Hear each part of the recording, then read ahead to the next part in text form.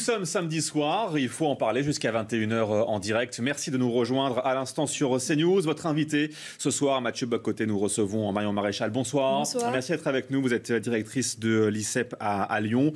Pourquoi avoir fait le choix d'inviter ce soir Marion Maréchal ?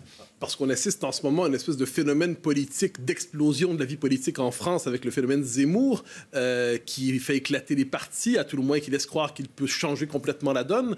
Et je crois que vous êtes probablement une des meilleures pour interpréter ou nous aider à comprendre ce phénomène. Alors je vous lance tout simplement cette question. De quelle droite Éric Zemmour est-il le porte-parole ou le nom en ce moment? Est-ce que c'est vraiment la droite qui revient? Et si c'est vraiment la droite qui revient, de quelle droite s'agit-il? Alors lui se dit de la droite gaulliste, ce qui RPR. pour moi est une référence un peu éculée, parce qu'en fait il y a 66 millions de gaullistes dans ce pays, donc malheureusement c'est devenu relativement flou. Mais ce qui est intéressant, je trouve, dans cette filiation, et qui pourrait me sembler assez juste, c'est que je crois que De Gaulle était une synthèse. Vous savez, il y a la classification habituelle des trois droites de René Raymond, donc les légitimistes, les bonapartistes, les orléanistes. Alors si on devait adapter, je pense, ces trois courants, on pourrait dire que les légitimistes aujourd'hui sont les conservateurs, que les bonapartistes sont les populistes au bon sens du terme, et que les orléanistes sont les libéraux. Et je crois que la force qu'avait à l'époque De Gaulle, c'est qu'il a su plaire aux trois. C'est-à-dire qu'il a plu aux légitimistes parce qu'il était attaché à la famille traditionnelle, aux valeurs catholiques, à la subsidiarité, aux provinces, ce qui est moins le cas, on va dire, d'Éric Zemmour, mais il a su plaire aux bonapartistes parce qu'il incarnait l'autorité, la verticalité, parce qu'il était attaché à l'État fort et à l'État stratège, parce qu'il était attaché à la démocratie directe, un peu comme la démocratie plébiscitaire de Napoléon, parce qu'il y avait l'amour de la grande France. Et puis il plaisait aussi aux orléanistes parce qu'il y avait cette ardeur réformatrice, il y avait cette vision industrielle, il y avait le sérieux budgétaire, il y avait l'attachement quand même aux libertés fondamentales et individuelles, et puis la liberté de la presse, la liberté de manifester, la liberté éducative, la laïcité. Et pour toutes ces raisons, c'est vrai que De Gaulle, je pense, n'était pas enfermé, contrairement à ce qu'on pense, dans un de ces courants. Et j'ai le sentiment qu'Éric Zemmour, même si lui, je pense, aimerait bien qu'on dise qu'il est la droite bonapartiste, en réalité tente un petit peu cette synthèse, et c'est peut-être en cela que la filiation, si je puis dire, est juste avec De Gaulle. Alors, il y a eu depuis plusieurs années en France une volonté de penser le clivage politique autrement qu'à travers la matrice gauche-droite. On a eu souverainiste mondialiste, identitaire, multiculturaliste ou diversitaire. Toute une série de clivages se sont additionnés. Et finalement, est-ce qu'on n'assiste pas aujourd'hui, à travers sa candidature, un retour finalement dans sa forme la plus offensive du clivage gauche-droite, avec une droite peut-être moins pénitente qu'autrefois? Oui, vous avez raison. Et d'ailleurs, il y a un peu de vrai dans tous ces clivages. Et il y a du vrai aussi quand on dit que la droite et la gauche est un clivage qui a pu ou semble dépasser, tout simplement parce que le parti qui a incarné la droite et le parti qui a incarné la gauche, à savoir d'un côté l'ex-UMP et le PS, finalement, bon an, mal an, menaient peu ou prou les mêmes grandes politiques. Donc il y avait une grande confusion. Mais c'est vrai que, vous savez, il y a deux niveaux en politique. Il y a le monde des idées, qui est un monde large, passionnant, où on peut établir en effet tous ces nouveaux clivages, ces fractures entre mondialistes, populistes, voilà. Et puis il y a le monde politique qui est opérationnel.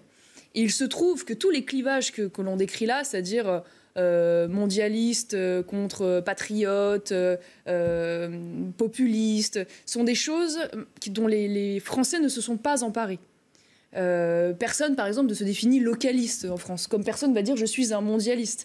Donc en fait, les seuls clivages, la seule définition qui reste à peu près claire dans l'esprit des gens, parce que globalement, la droite, c'est quoi? Ça renvoie à la nation, l'autorité, la tradition, la culture, la défense de la culture historique du pays. Pour toutes ces raisons, c'est vrai que je comprends qu'Éric Zemmour, en tout cas, se réempare de ce terme, parce que manifestement, c'est celui qui, encore aujourd'hui, est le plus clair.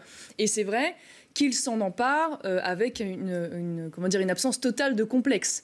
Ce qui est assez intéressant, parce que c'est vrai que pendant des années, la droite s'est laissée imposer le cadre moral de la gauche, et elle n'a même pas souhaité mener cette bataille en réalité idéologique et culturelle. Pour moi, la droite a été coupable tout simplement parce qu'à partir des années 60, elle s'est contentée d'être une droite des affaires, elle avait l'argent et les patrons, et puis finalement la gauche avait la culture et avait l'éducation nationale, et tout ça marchait bien. Et puis, elle s'est rendue compte, je pense d'ailleurs notamment au moment de la manif pour tous, qui je pense a été un détonateur, une forme de prise de conscience d'une partie de la droite, que c'était trop loin et qu'il fallait donc maintenant mener cette bataille et ne plus se laisser imposer la lecture morale de la gauche sur tous les plans. Y compris sur le plan historique. On reproche beaucoup à Éric Zemmour de parler d'histoire, alors que l'histoire n'est pas censée être la politique. Mais d'une certaine manière, il n'a pas totalement tort. Parce que pourquoi aujourd'hui la gauche a cette puissance, cette capacité à imposer sa morale? Parce qu'elle a écrit l'histoire à son avantage. Que ce soit au moment de la colonisation. Aujourd'hui, on a le sentiment que la colonisation a été une œuvre de la droite française. Or, c'était une œuvre de la gauche française républicaine universaliste. On a oublié la résistance de droite, on dirait certains d'extrême droite, royaliste, qui était la première résistance au moment de la Seconde Guerre mondiale, pour ne retenir plus que celle des communistes. On a oublié d'ailleurs l'attitude de la gauche qui s'est compromise avec les indépendantistes criminels du FNL au moment de la guerre d'Algérie. Et donc, d'une certaine manière, apporter de la nuance, y compris sur le plan historique, c'est permettre de sortir de cette culpabilité et donc de ne plus raisonner dans le logiciel de la gauche. Alors, vous évoquez ce qu'on pourrait appeler la guerre culturelle, c'est-à-dire la guerre des représentations, la guerre pour forger l'univers mental à travers lequel un pays se déploie.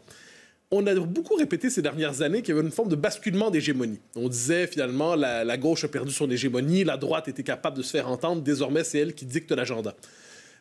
Mais est-ce que sur le fond des choses, l'hégémonie culturelle ou idéologique de la gauche, au-delà du discours médiatique, n'est-elle pas ancrée dans un appareillage institutionnel? L'école, l'université, les médias, quand même, il faut bien le dire, une partie de l'administration.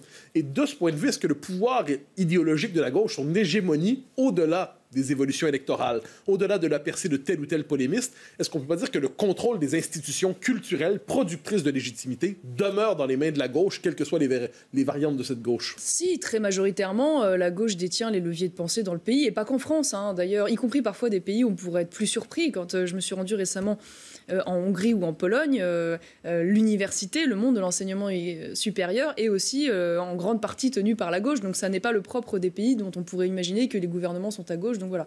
Donc les leviers de pensée, les médias, les cultures, l'éducation sont majoritairement à gauche, mais indéniablement, aujourd'hui, cette hégémonie est bousculée. Et d'ailleurs, le seul fait d'être bousculé suffit à créer une espèce d'hystérie générale qui les pousse parfois même à vouloir interdire la simple existence d'un pluralisme d'opinion. Aurions-nous pu avoir ce débat, vous et moi, il y a 10 ans? Je n'en suis pas tout à fait sûre. Aujourd'hui, ce débat existe, des médias comme Valeurs Actuelles existent, des écoles comme l'ICEP à Lyon, qui se veut une alternative finalement aux dérives et au sectarisme idéologique qu'on peut voir dans l'enseignement supérieur, existent et elles fonctionnent. Donc tout ça est quand même la démonstration qu'il y a aujourd'hui une bataille qui a été acceptée. Voilà. Une bataille qui a été acceptée par la droite, qui n'est pas à armes égales. C'est un peu David contre Goliath, mais bon, vous savez comment finit la guerre entre David et Goliath. Vous avez évoqué tout juste les pays d'Europe de l'Est. Oui. Vous étiez de passage, je crois, en Hongrie il y a quelques jours ou quelques semaines. Est-ce que la France a quelque chose à apprendre aujourd'hui des petits pays d'Europe de l'Est? Normalement, la France se veut rarement à l'école de la Hongrie, de la Pologne, de la République tchèque, de la Slovaquie, de la Croatie, et ainsi de suite. Est-ce que la France a quelque chose à apprendre aujourd'hui de cette part de l'Europe qui est normalement vue comme retardataire ou simplement folklorique? Oui, c'est intéressant parce que quand on regarde l'histoire de la Hongrie, notamment, mais aussi de la Pologne, des histoires tourmentées, souvent prises en étau entre différents empires, que ce soit les empires russes, l'empire ottoman, l'empire allemand. Et donc de ce point de vue-là, c'est vrai que c'est des pays qui ont vécu dans leur chair cette menace existentielle quasi permanente. Ce que n'a pas nécessairement vécu de manière aussi continue, si je puis dire, ou de manière aussi récurrente la France en ce qui concerne la métropole, même si bien sûr on a pu être envahi, mais notamment sur le plan de la colonisation islamique, on n'a pas vécu les choses de la même manière, si ce n'est jusqu'à Poitiers, mais voilà, cette menace permanente, je pense, déjà leur fait appréhender le réel différemment. Ils ont cette sentiment de vulnérabilité existentielle. La deuxième chose, c'est que ce sont des pays qui ont connu le totalitarisme. Enfin, même Orban lui-même a été un militant anticommuniste. Il l'a vécu. Il a lui-même été arrêté. Donc, si vous voulez, ce risque-là est encore extrêmement présent dans les esprits. Il me semble beaucoup plus lointain en France. Donc, c'est vrai que je pense que ce sont des pays qui sont plus viscéralement attachés à leur liberté, à leur souveraineté de ce fait-là. Ensuite, c'est intéressant parce que ce sont des pays qui sont plus petits démographiquement que la France. C'est autour de 12 millions d'habitants, par exemple, pour la Hongrie, donc c'est quasiment l'équivalent de l'Île-de-France. Et pourtant, c'est des pays qui ont su faire entendre leur voix dans le concert européen. parce qu'ils ont su, notamment avec le groupe de Visegrad, créer des alliances et donc accepter le bras de fer avec la Commission européenne pour ne pas se laisser imposer des décisions contre l'avis de leur population et contre leur souveraineté. Donc il y a indéniablement un exemple dans à la fois la méthodologie, la volonté politique. Si ces pays-là arrivent à faire entendre leur voix, pourquoi la France, pays fondateur de l'Union européenne, n'arriverait-elle pas à le faire? Est-ce que pour vous, Orban peut être un exemple pour la France?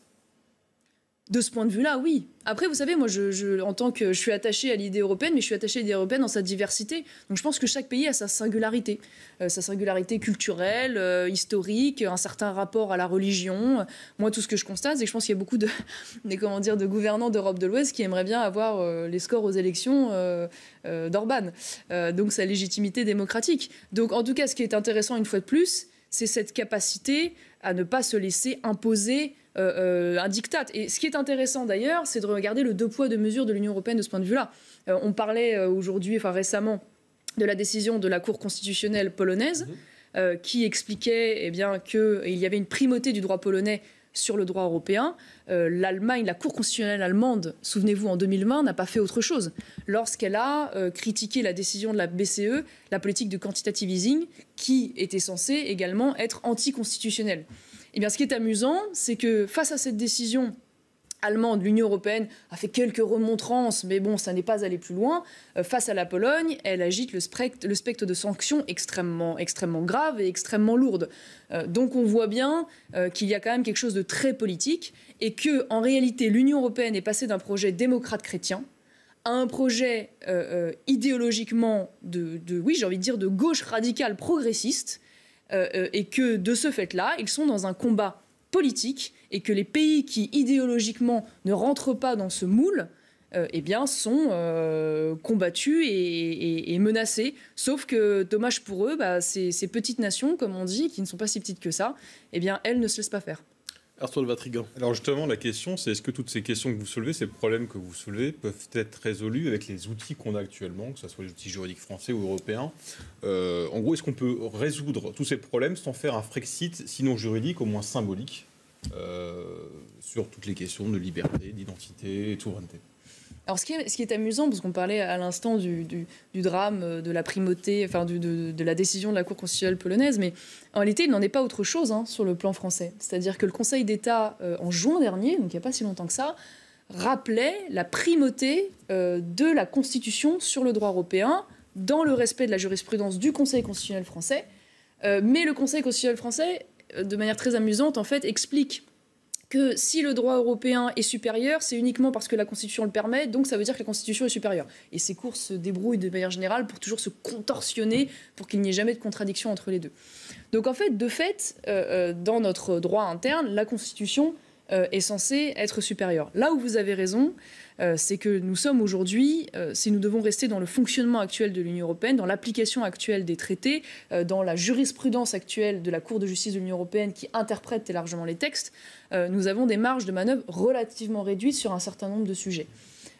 Pas systématiquement, parce que même en matière d'immigration, indépendamment de la question de l'espace Schengen, qui est un vrai sujet, il ne tient qu'à nous de pouvoir accorder, par exemple, moins de visas qui sont les premiers leviers en fait d'immigration clandestine. Il ne tient qu'à nous de durcir nos conditions de naturalisation. Il ne tient qu'à nous de supprimer ce qu'on appelle les pompes aspirantes de l'immigration, c'est-à-dire un certain nombre d'aides sociales, de facilités sociales qui évidemment encouragent l'immigration légale ou même illégale. Donc il y a quand même des marges de manœuvre. Néanmoins, ne nous leurrons pas, il est absolument indéniable que s'il n'y a pas de la part de la volonté de la France un souhait de réorienter cette Union européenne ou tout du moins d'obtenir un certain nombre d'avenants au traité pour pouvoir défendre ses intérêts sur un certain nombre de sujets, il sera extrêmement compliqué de pouvoir radicalement, si vous voulez, changer de politique. En premier lieu sur le commerce extérieur, qui est une compétence exclusive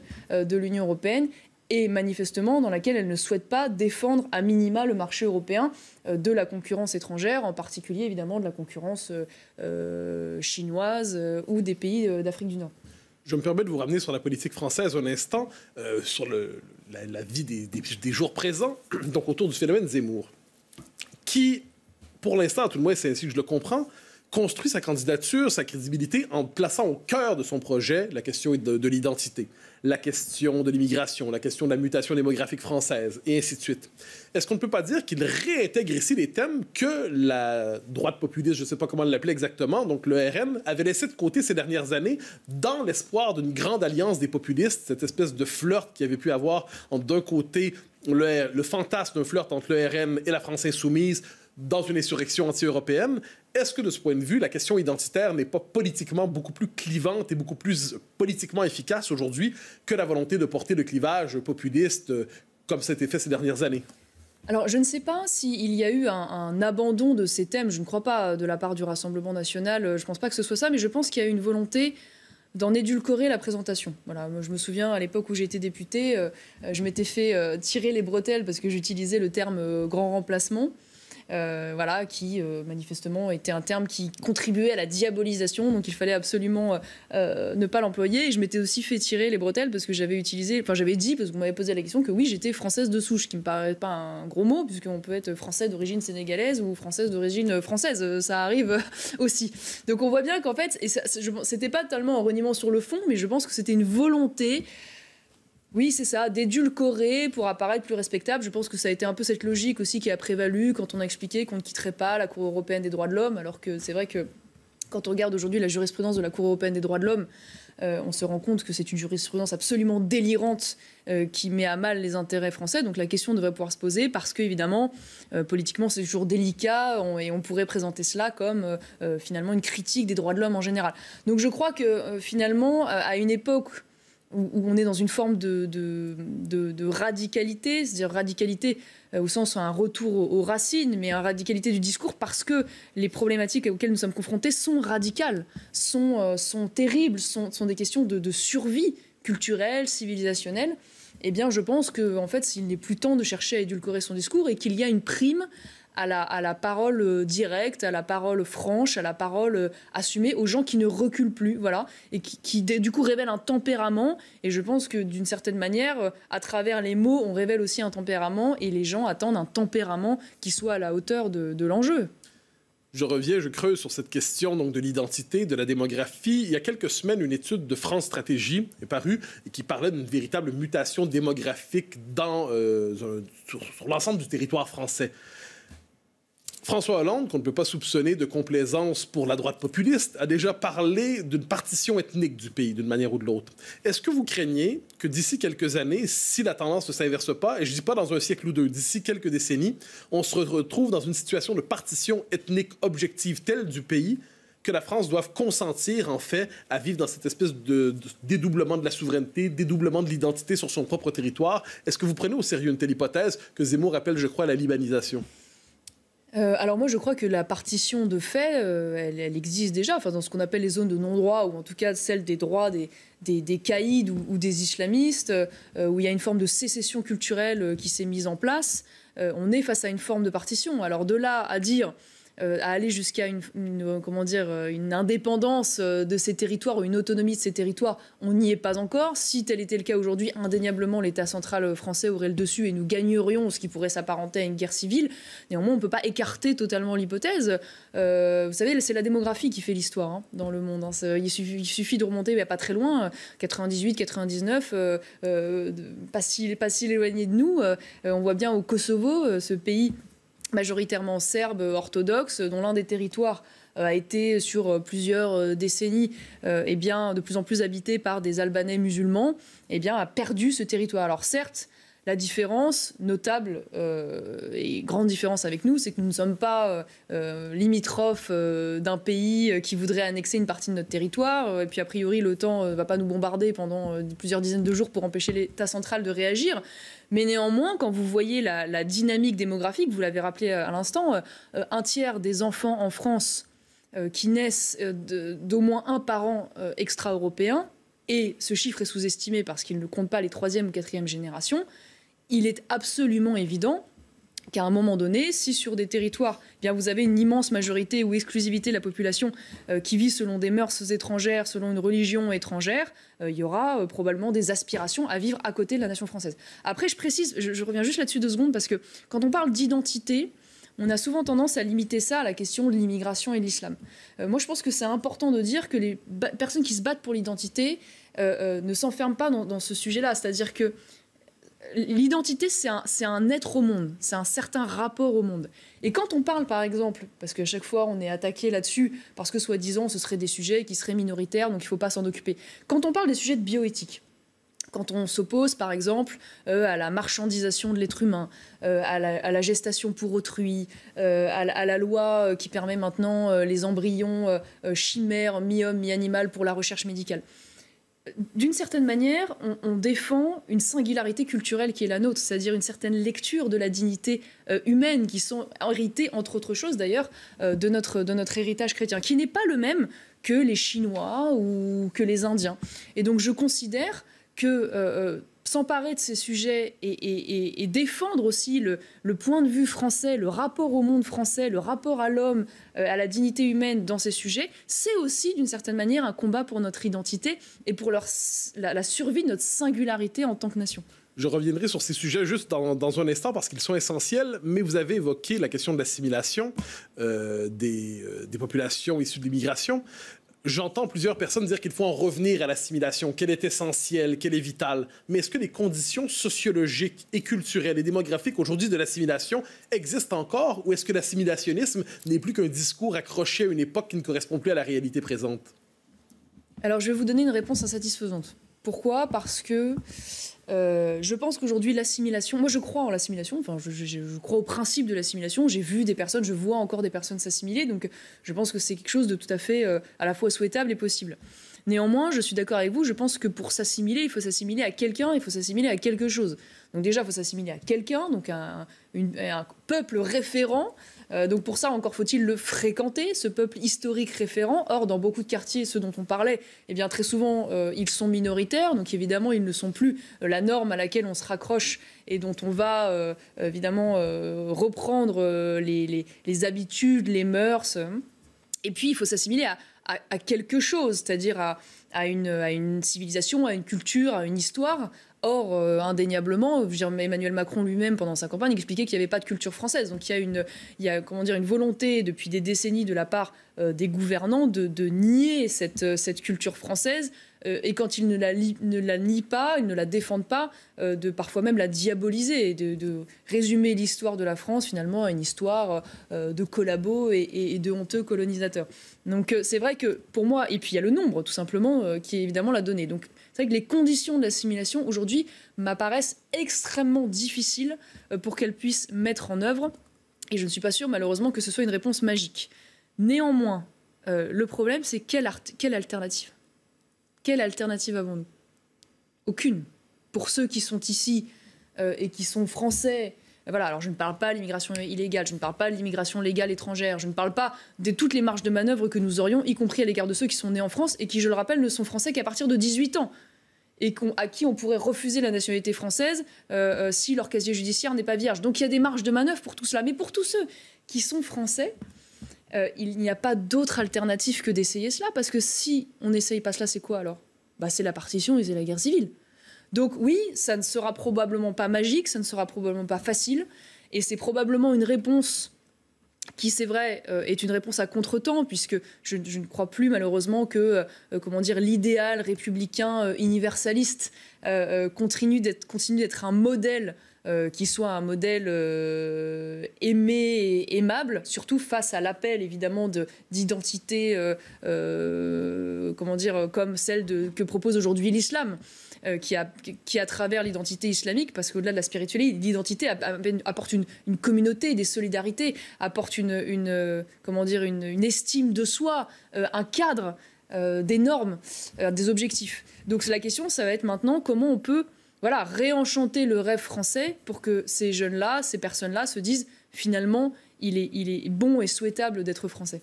Est-ce qu'une des forces de la France pour l'assimilation, paradoxalement, ce n'est pas votre famille de pensée, mais c'est l'existence de cette gauche républicaine qui s'oppose à toutes les dérives woke et ainsi de suite, s'oppose au multiculturalisme et qui, au-delà des récits familiaux, au-delà du fait que chacun n'a pas la même lecture de l'histoire de France, partage beaucoup d'analyses probablement avec ce qu'on appelle la droite conservatrice, populiste et ainsi de suite. Donc une espèce de fond commun programmatique que vous auriez avec la gauche républicaine. Il n'y a qu'un problème, c'est que pour moi, les décoloniaux, les indigénistes, tout C'est pas eux que je faisais référence. Non, pas du tout, absolument. Mais en fait, sont les enfants monstrueux des antiracistes, de SOS Racisme et de cette gauche républicaine. C'est-à-dire que c'est terrible, mais en fait, j'ai le sentiment que toute cette nouvelle génération woke qui est en train d'arriver est en train de dévorer les parents qui ont permis leur existence sur fond d'américanisation latente par ailleurs. Mais c'est vrai qu'en fait, ils se retournent contre leurs parents.